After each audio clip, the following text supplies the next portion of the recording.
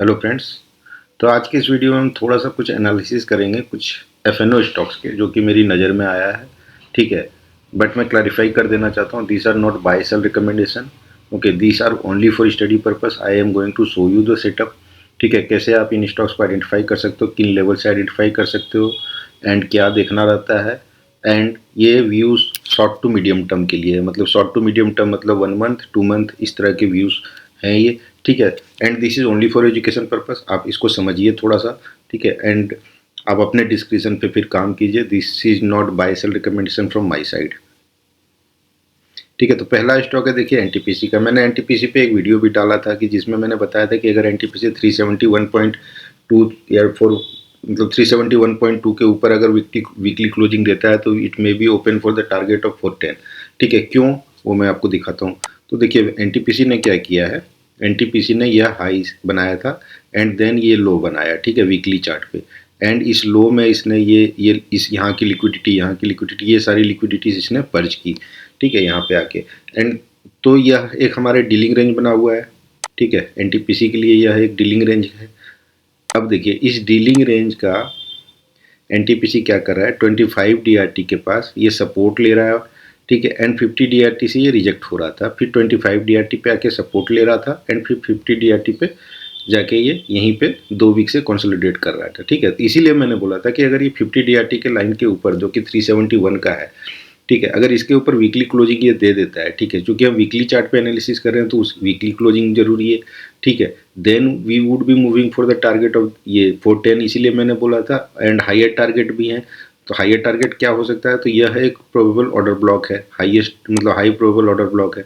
ठीक है, सबसे ऊपर वाले क्वाड्रेंट में जो सबसे टॉप ग्रीन कैंडल है, तो इसका भी ये भी एक टारगेट हो सकता है कि ऊपर आते हुए ये 430 435 के आसपास टैप कर सकता है। अदरवाइज ये 75 डीआरटी के लाइन तक आ सकता है जो कि 410 के आसपास लाई कर रहा है। ठीक है, एंड एक इमीडिएट रेजिस्टेंस है एनटीपीसी का, यह बियरिश फेयर वैल्यू गैप। ठीक है, तो ये यहाँ पे भी आके थोड़ा सा साइडवेज हो सकता है 1-2 वीक के लिए। सपोज यहाँ तक आया, इसके कंसिक्वेंट एनक्रोचमेंट तक जो कि 387.65 पे है। ठीक है, फिर यहाँ पे आके ये ऐसे थोड़ा साइडवेज 1-2 वीक के लिए होके फिर ये ऊपर की तरफ मूव कर देगा आपका 75 डीआरटी की लाइन की तरफ जो लाई कर रहा है 410 पे। ठीक है, तो इस तरीके से आप कर सकते हो। देखिए अब क्या इसने हम देखते हैं कि क्या इसने हमें लोअर टाइम फ्रेम पे एंट्री दिया है। सबसे पहले तो देखिए ये वीकली चार्ट पे ही यह जो फेयर वैल्यू गैप बुलिश बनाया इसने 75 डीआरटी 25 डीआरटी के लाइन के पास। ठीक है, उसको देखिए यह एक ब्रेकअवे गैप की तरफ भी ले रहा है, इसको टैप किया एंड वापस ये 50 डीआरटी की तरफ आ गया है, जो कि एक बुलिश साइन ही इसने वीकली चार्ट पे दिया हुआ है।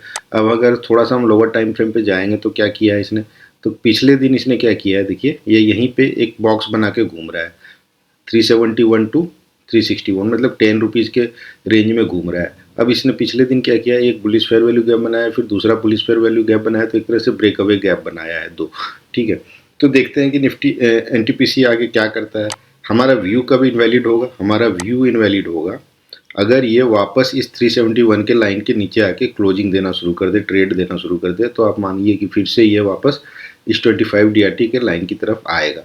ठीक है, अदरवाइज अगर ये इसके ऊपर ही रहा तो it will easily move towards this levels, easily move towards this levels. अब हमारा दूसरा स्टॉक जो है, दूसरा स्टॉक है देखिए, हम लेते हैं टाटा पावर को। ठीक है, एंड ये स्टॉक इसीलिए रडार पे आ रहे हैं, ये इन स्टॉक्स में थोड़े से इसीलिए मतलब सेटअप्स बन रहे हैं क्योंकि ये सीजन ही आ गया गर्मियों का। इन सीजन्स में इन स्टॉक्स पे थोड़ी सी बुलिशनेस आती है। ठीक है, सीजनैलिटी के कारण। तो देखिए टाटा पावर क्या कर रहा है,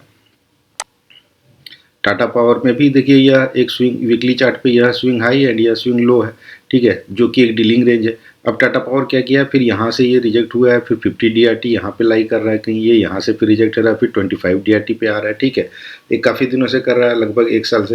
and now it has again given closing on weekly chart, consequent 2 closing दे दिया इसने 37 मतलब इस 25 डीआरटी के लाइन के ऊपर जो कि 369.1 था। ठीक है, अब अगर इसके ऊपर क्लोजिंग दिया है एंड कोई रेजिस्टेंस मुझे यहाँ पे अभी नहीं दिख रहा है, 393 ये हाई है और ये है 399 एंड 50 डीआरटी का लाइन, और यहाँ पे जो ये बेरिश फेयर वैल्यू गैप है जिसका कंसिक्वेंट टेम्परेचर 410-13 के आसपास कहीं पे लाइक कर रहा है। ठीक है, तो ये अगर इस लाइन के ऊपर, इस 25 DRT के ऊपर ही मूव करना शुरू किया, ट्रेड करना शुरू किया, तो ये शॉर्ट टर्म में आपको ये टारगेट ये दिखा सकता है।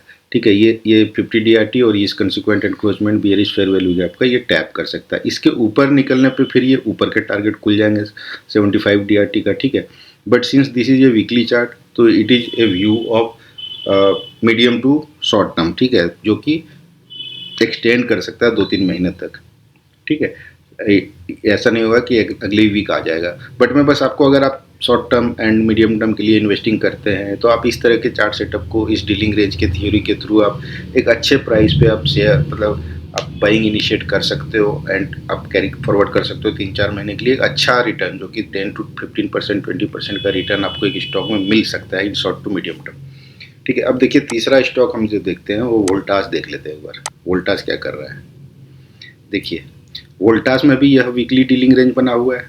ठीक है, एंड ये 25 DRT से ऊपर आया, देन एक फेयर वैल्यू गैप बनाया, देन दूसरा फेयर वैल्यू गैप बनाया, एंड क्या किया है इसने 50 DRT के ऊपर क्लोजिंग दी है, एंड ये जो बियरिश फेयर वैल्यू गैप है इस पर, इसके कंसिक्वेंट एनक्रोचमेंट के ऊपर क्लोजिंग दी है, जो कि एक अच्छा बुलिश सिनारियो इस स्टॉक के लिए भी बना हुआ है शॉर्ट टू मीडियम टर्म में। ठीक है, ये कहाँ तक आ सकता है, तो ये देखिए 50, इसका जो 75 DRT का लाइन है 1750, मतलब यहाँ से अराउंड 200 पॉइंट का अप मूव ये दिखा सकता है, अगर ये इस लाइन के ऊपर और इस कंसिक्वेंट एनक्रोचमेंट के ऊपर अब ट्रेड करना शुरू करे एंड इस बियरिश फेयर वैल्यू गैप को तोड़ के ये ऊपर निकल जाए।